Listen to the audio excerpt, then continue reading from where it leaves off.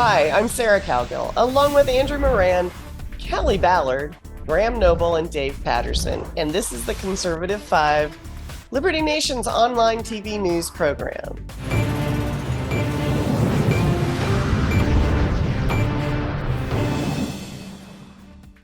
Illinois state legislators have passed House Bill 3751 and now wait on Governor J.B. Pritzker to sign it or veto.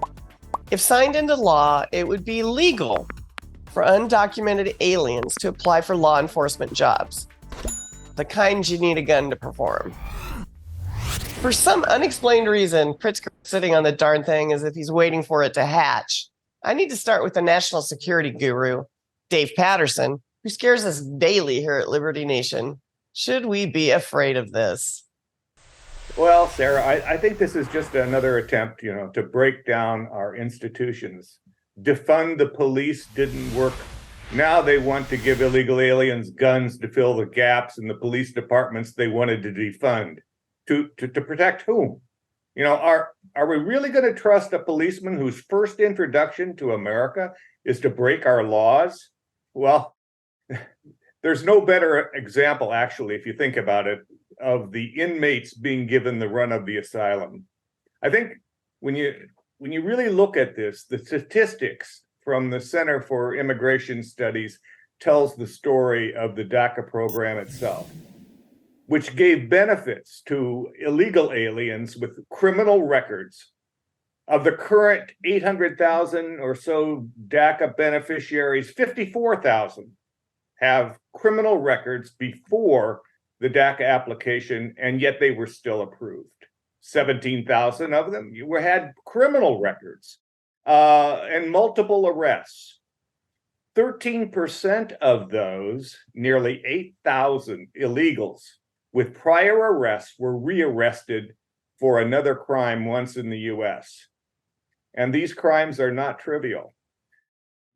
Assault on minors, kidnapping, human trafficking, child pornography, and murder. These are initiatives by progressives who, quite frankly, care nothing about the values that most Americans hold dear. Well, Graham, didn't you say something this week about what a delicious irony that we've got gun grabbers giving guns to criminals? I'm not sure how you put it. Yeah, well, there's a couple of ironies there. One of them, Dave pointed out, which is simply the irony of the people who actually broke the law. It was the very first thing they did when they entered this country, is they broke the law, and now they're getting law enforcement credentials. I mean, how much credibility does that give to the law enforcement community in a place where it's going to allow? And then, of course, if you're an illegal immigrant, you are not supposed to be in possession of a firearm. So that's, on the one hand, progressives are all about stricter and stricter gun laws, because obviously, as we all know, really, their ultimate goal is to eliminate privately owned guns from America altogether. I don't think they'll ever achieve that, and I hope not. But that's their ultimate goal. And now what are they doing? Is they are actually giving guns to a group of people who by law are not supposed to have guns. So yeah, the insanity continues. Gotta love the blue states and cities.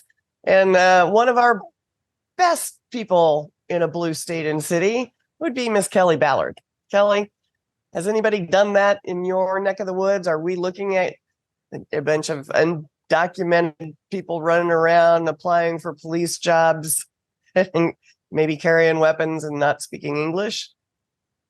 Not that I've heard of, but I've got a few points on this.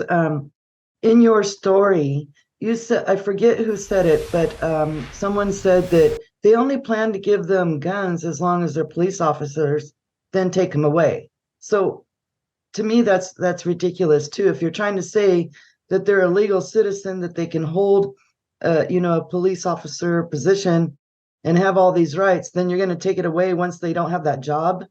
That's confusing to me. Also, yeah, that was kind of a dumb thing. Yeah, it was.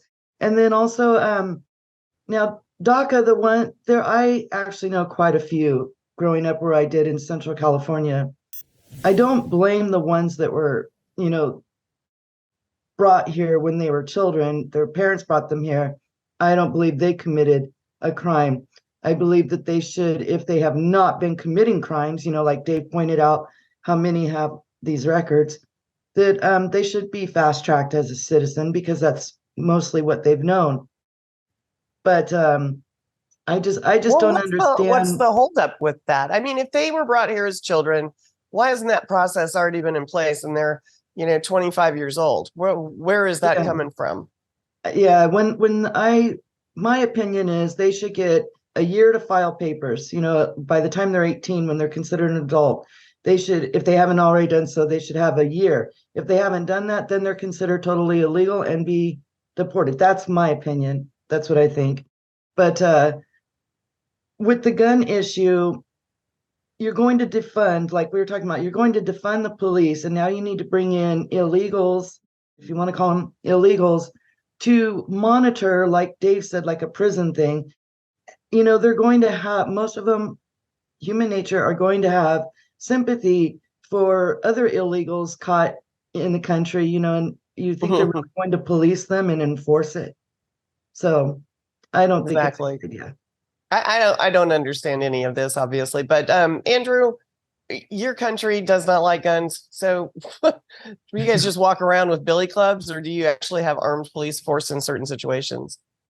Well, actually, in Toronto, the police force accounts for most of the budget. They get about $1 billion a year from taxpayers. But who cares about Canada right now? But in the United States, I think Matt Walsh, he should produce a new documentary called "What is a U.S. Citizen?" Because at this stage, all these blue states and blue cities are diluting what it means to be a U.S. citizen. These illegals can get free money, get driver's license. Now they can become police officers. It's astounding to me. And on this program, whenever we talk about illegal immigration, myself or James Fight, or I think Graham even mentions it too, whereby incentives matter. If I live in South America and I hear news that, oh, wait a minute, if I go to Illinois, I can become a police officer, I can carry a gun. Of course, I'm going to trek and go to the United States and say, hey, look, I'm a cop. I'm making all this money. I get a free gun. It's baffling to me what the heck is going on in many of these blue run areas. Isn't there a $25,000 signing bonus? A $25,000. So there we go. Right away, I'm already. I cross the border. I get into Illinois. I get $25,000. It's amazing to me. It's just what is in the mind of a lot of these Democrat. I don't know. Andrew, you could just walk across the border and be in Chicago and go be a cop. My brother lives in Chicago, so and he's a Bernie bro, and he loves leftism. So I can only imagine what he thinks of this policy. But the truth is, and this is sad, but it is a fact, Andrew. If you tried that, the mere fact that you are white from Canada, you'd have no chance. Like, you applied to the police out over there, they'd be like, "No, I don't think." I'll just pull a Trudeau and put on some brown makeup on and pretend I'm yeah. Well, I mean, if we defund the police, yeah, like Trudeau, yeah.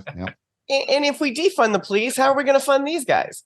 I mean, it's the equation doesn't make sense, and I'm no math expert. Ask Tim Donner, but I'm no math expert. Perhaps we all know this because they think that these people came from poor South and Central American countries, that they can, maybe pay them like $20 a week to be a police officer or something. Well, defunding the police wasn't about their budget. It was about listening to all these people during the riots and stuff. So they're just taking the money that they got rid of all their police officers, and they're going to give it to the DACA or illegals. So yeah, you're right, Kelly. Money. I mean, defunding the police was never about saving money or cutting budgets. It was literally about reducing the effectiveness of law enforcement agencies. Punitive. Yes. Defund the police. It was punitive. Yep.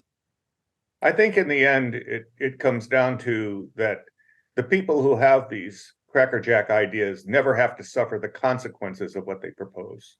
Exactly, because these politicians and these elite, they all have their armed security guards. They're well protected, live in these gated communities. Of course, they don't deal with the consequences. Well, guys, you know what? You may not know. It's just a matter of time. This Illinois legislature, doesn't need Pritzker's approval. they can override a veto with their progressive Democrat supermajority. So we'll let you know how this all turns out. Thanks, panel.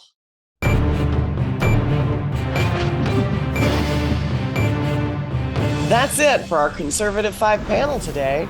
Check out our other C5 shows and segments on your favorite video platform. YouTube, Vimeo, Rumble, we're on them all.